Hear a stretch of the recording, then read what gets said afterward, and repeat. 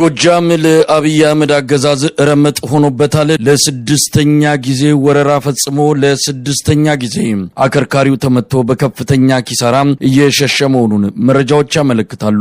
በ10 ሺዎች የሚቆጠር እግረኛ ሰራዊት ብረት ለበስ ታንኮችንና መድፎችን ታጥቆ በአራት አቅጣጫዎች የገባው የአብይ አህመድ ሰራዊት በፋኖና በህዝብ የተባበረ ክንድ እየተመታ መሆኑን ማረጋገጥ ተችሏል። ጎጃም ታሪክ ሰርቷል።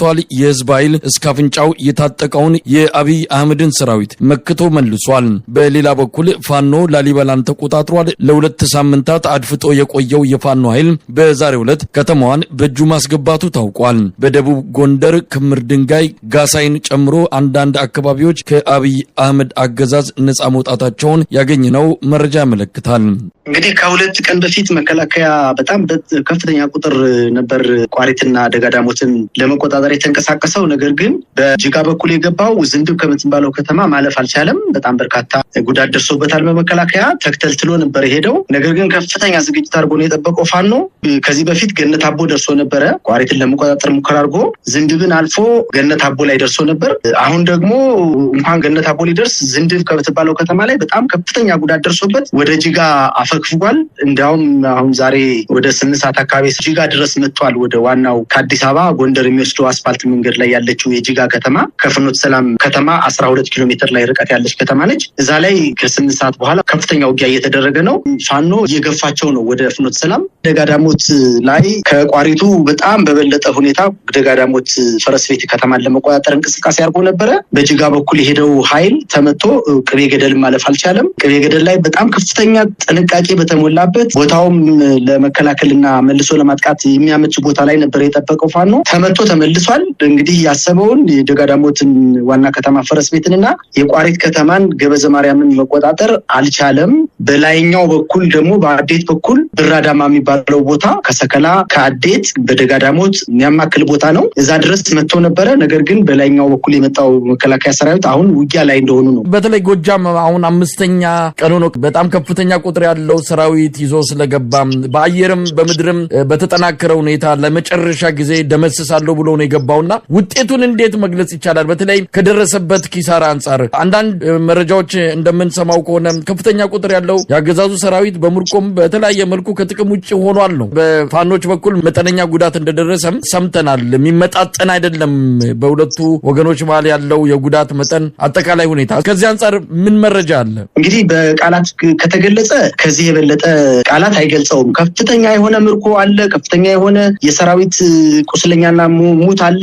መከላከያ ዝንድብ ከተማ ላይ በተለይ ወደ ጅጋ እየሸሸ ባለበት ሰዓት የወደቁ መከላከያዎችን እንኳን ማንሳት አልቻለም ነው። ድሉ በጣም ከፍተኛ ነው። ፋኖ ቅድመ ዝግጅት አድርጎ ነበረ። አጠቃላይ ማህበረሰቡን አንቅቶ አደራጅቶ ቦታ ሲይዞ ነው የጠበቀው። ዝንድብ በምትባለው ቦታና በቅቤ ገደል ደጋዳሞትን ደግሞ ለማጥቃት በቅቤ ገደል የተንቀሳቀሰው ኃይል ከፍተኛ ኪሳራ ነው የደረሰበት። በጣም ከፍተኛ ሙትና ቁስለኛ ነው የሆነው። በሎጂስቲክስ ደረጃ በከፍተኛ ሁኔታ ፋኖን አስታጥቆ ነው የተመለሰው። በደጋዳሞት የሚባለው አጠቃላይ ሰከላ ቋሪትና ፈረስ ቤት አካባቢ ላይ ተደጋጋሚ ሽንፈት ነው የደረሰበት። ከዚህ አልፎ አሁን እኮ ውጊያው ቡሬ ከተማን እኮ ፋኖ ተቆጣጥሯል። ቡሬ ከተማን ተቆጣጠረ ማለት እኮ በወለጋ በኩል ያለውን መስመር ዘግቶታል ማለት ነው። እንዲያውም ተጨማሪ ኪሳራን የደረሰበት ምናልባት በጥቂት ቀናት ውስጥ ፍኖተ ሰላምን የመቆጣጠር አቅም አለው የሚል ግምት ነው ያለኝ እኔ። አሁን ዛሬ ከዚህ በፊት ገፍተው ሂደው ከነበሩበት ቦታ እንኳን መድረስ አልቻሉም። እንግዲህ ከጅጋ ተነስተው ወይም ከፍኖተ ሰላም ተነስተው ጅጋ፣ ከጅጋ ዝንድብ፣ ከዝንድብ ገነት አቦ፣ ከገነት አቦ ገበዘ ማርያም ወይም ቋሪት ዋና ከተማ ነው በዋና መንገዱ ላይ ያሉ ከተሞች። መከላከያ በጣም ተመቷል፣ ከስሯል። ያሰበውን ማሳካት አልቻለም። ነገር ግን ፋኖ ገስግሶ ከቋሪት የተነሳው የፋኖ ኃይል ገነት አቦን አልፎ ዝንድብ ላይ ተገናኝቶ ከዝንድብ ላይ ከፍተኛ የመልሶ ማጥቃት አድርጎ ጅጋ ከተማ ላይ ደርሷል። ጅጋ ከተማ ማለት ደግሞ 12 ኪሎ ሜትር ነች ከፍኖተ ሰላም። በደጋዳሞት በኩል የተንቀሳቀሰው ኃይል ቅቤ ገደል የምትባለውን ወይንም 12 ወይም 13 ኪሎ ሜትር አካባቢ ላይ ነው ከፍተኛ መከላከል የገጠመው መከላከያ።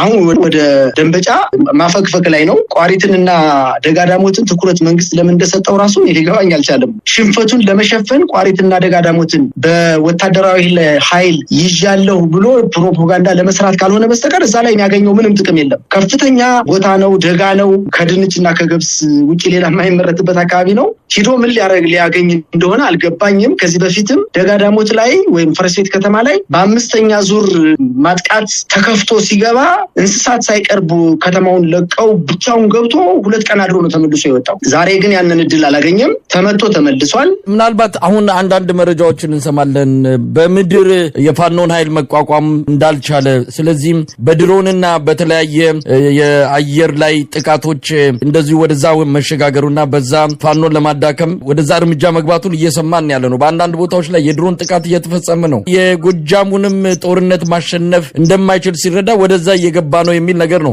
ብዙዎቹ የፋኖ አመራሮች አስፈላጊው ጥንቃቄ እንዲደረግ መልእክትም እያስተላለፉ ነው። ከዚህ አንጻር ምን ማለት ይቻላል? እንግዲህ መንግስት ያለ የሌለ ኃይሉን የእግረኛውን፣ ሜካናይዝዱን፣ የአውሮፕላኑን፣ የድሮኑን አልፎ ተርፎ በጣና ሐይቅ ላይ እኮ የባህር ኃይል ውጊያ ሁሉ ጀምሯልኝና ያለ የሌለ ኃይሉን ተጠቅሞ ግን ያገኘው ውጤት ምንድነው ነው? ምንም ያገኘው ውጤት የለም። እንዳውም ከተሞቹን እየለቀቀ ነው የመጣው።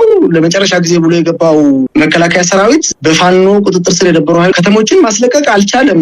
እንዲያውም እየተገፋ ነው። እንግዲህ ውጊያ ስለሆነ በውጊያ መሀል የሚሞት ኃይል ይኖራል። ገበሬ ይሞታል፣ እርሻ ይቃጠላል፣ ሰብል የታጨደ አውድማ ይቃጠላል፣ የተከመረ እህል ይቃጠላል፣ እንስሳቶች ይገደላሉ። ይሄ የሚጠበቅ ስለሆነ ድሮንም እየተጠቀመ ህዝብን ማሸነፍ አይችልም፣ በምንም ተአምር አይችልም። ህዝባዊ ሆኗል። በተለይ በጣም የሚገርመኝ ነገር የቆላ ደጋዳሞት የፋኖ እንቅስቃሴ ከህዝቡ ጋር በጣም በመግባባት ነው እየተንቀሳቀሱ ያሉት። እንግዲህ ህዝብን ያሸነፈ መንግስት እኛ በዓለም ላይ ሰምተንም አይተንም አናውቅም። ድሮንም ቢጠቀም ህዝቡ አንዴ የቀረህ እቤት የተቀመጥክ ጥቁር ውሻ ውለድ ብሎ አንዴ አዋጅ አውጥቷልና ተፋፍረዋል። ከእንግዲህ ገበሬው አይመለስም። የፈለገውን ያክል ቢጠቀም ምንም ነገር የጦር መሳሪያ በእጁ ላይ ያለ የጦር መሳሪያ ሁሉ ቢጠቀም ህዝብን ማሸነፍ ስለማይቻል መሸነፉ አይቀርም መከላከያ የሚል እምነት ነው ያለኝ። እንግዲህ ላሊበላን በተመለከተ ዛሬ ላሊበላን የፋኖ ኃይል መቆጣጠሩ እየተገለጸ ነው። አሁን ዘግይቶ የመጡት መረጃዎች እንደሚያሳዩትም ከተማዋን ሙሉ በሙሉ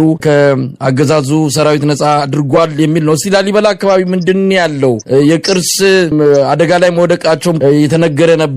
በአንዳንድ ሚዲያዎችም እንደዚሁ በአንዳንድ መረጃ ምንጮችም ትልቅ አደጋ ነው ቅርሶች ላይ የተጋረጠው የሚልም ነገር ተሰምቶ ነበር። አሁን ዛሬ የምንሰማው ደግሞ ፋኖ ይህንን አካባቢ ከአገዛዙ ሰራዊት ነጻ ማድረጉን ነው። እስቲ በዚህ ዙሪያ ምን አለ?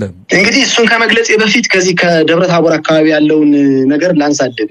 መሳይ እንግዲህ ከደብረ ታቦር ከተማ ወደ ወልዲያ ስትሄድ ክምር ድንጋይ፣ ጋሳይ ከተሞች አሉ። ዛሬ ክምር ድንጋይ በፋኖ ቁጥጥር ስር ውላለች። ትናንትና ጋሳይ በቁጥጥር ስር ውላለች። ምናልባት ነፋስ መውጫ ከተማ ላይ በተወሰነ ቁጥር የመከላከያ ሰራዊት አለ። እንደገና ተሻግሮ ደግሞ ደብረ ዘይት ላይ ነው በዋናነት የመከላከያ ሰራዊት ማዝዣ ጣቢያውን አድርጎ ወደ ላሊበላም ወደ ወልዲያም ወደ ደብረ ታቦርም እየተንቀሳቀሰ ያለው። ላሊበላ ከተማ ውጊያው ከተጀመረ ከ15 ቀን በላይ ነው። ዙሪያውን ከቦ ፋኖ ውጊያ ያደርጋል። ነገር ግን መከላከያ ከከተማው ላይ ሆኖ መድፍና ከባባድ መሳሪያዎችን እየተኮሰ ራሱን መከላከል ላይ ነው የሰነበተው። በዚህ 15 ቀን ውስጥ የአካባቢው ሽማግሌዎች፣ ታዋቂ ግለሰቦች፣ የሃይማኖት አባቶች በሐውልቱ ላይ ከፍተኛ ጉዳት እየደረሰ ነው፣ በሚተኮሰው ከባድ መሳሪያ ንዝረት የላሊበላ አብያተ ክርስቲያናት ቅርሶች መሰንጠቅ አደጋ እየደረሰባቸው ነው ብለው ቢያመለክቱም ነገር ግን እምቢ ብሎ ከባባድ መሳሪያዎችን ብቻ ጠምዶ ከፍተኛ የሆነ በዙሪያ የሚገኙ ገበሬዎች ላይ እየተኮሰ ነበረ። እንግዲህ ውጣ ብሉት በሽማግሌ ተመከረ፣ በሃይማኖት አባቶች ተመከረ፣ በታዋቂ ግለሰቦች ተመከረ። ነገር ግን እንግዲህ ምከረው እምቢ ካለ መከራ ይምከረው በሚለው ብሂል መሰረት ፋኖ በከፍተኛ መስዋዕትነት በከፍተኛ ጀግንነት የላሊበላ ከተማን ከ6 ሰዓት ተኩል በኋላ ከተማዋ ገብቶ ተቆጣጥሯታል። ወደ ኤርፖርቱ አካባቢ የተወሰነ ውጊያ አለ። እንግዲህ ላሊበላ እንደምታውቀው ኤርፖርቱ ከከተማው በተወሰነ ደረጃ የራቀ ቦታ ስለሆነ ከተማዋ በፋኖ ቁጥጥር ውስጥ ናት። ሰላም ነው አሁን። ነገር ግን በኤርፖርቱ አካባቢ አሁንም ከፍተኛ ውጊያ እንዳለ ነው። ቅርሶች ላይ የደረሰ አደጋ አለ። ዓለም አቀፍ የቅርስን በተመለከተ በቅርበት ክትትል የሚያደርጉ ወገኖችም ስጋታቸውን እየገለጹ ስላለን እንደው የተሰማ ነገር አለ ከቅርሶች አንጻር? እንግዲህ መከላከያ ለቅርስም ብቻ ሳይሆን ለአካባቢ ማህበረሰብ ምንም ግድ እንደሌለው የሚያሳየው ለ15 ቀናት በሙሉ ከባባድ መሳሪያዎችን፣ መድፎችን፣ ታንኮችን፣ ዙ 23ቶችን ወደ ገጠራማ አካባቢዎች ከላሊበላ ከተማ ላይ በመሆን በጣም በየቀኑ በየሰዓቱ በየደቂቃው ከባባድ መሳሪያዎችን እየተኮሰ የገበሬ መንደሮችን ያቃጥል ነበረ። ነገር ግን በሚተኮሰው ንዝረት አማካኝነት ቅርሶቹ ከፍተኛ ጉዳት እየደረሰባቸው እንደሆነ የአካባቢው ሽማግሌዎች ሂደው እስከ መጠየቅ ደረጃ ደርሰዋል። ፋኖ ጥንቃቄ ሲያደርግ የነበረው መጀመሪያ ከተማው ላይ ያለውን የብርሃኑ ጁላ ጦር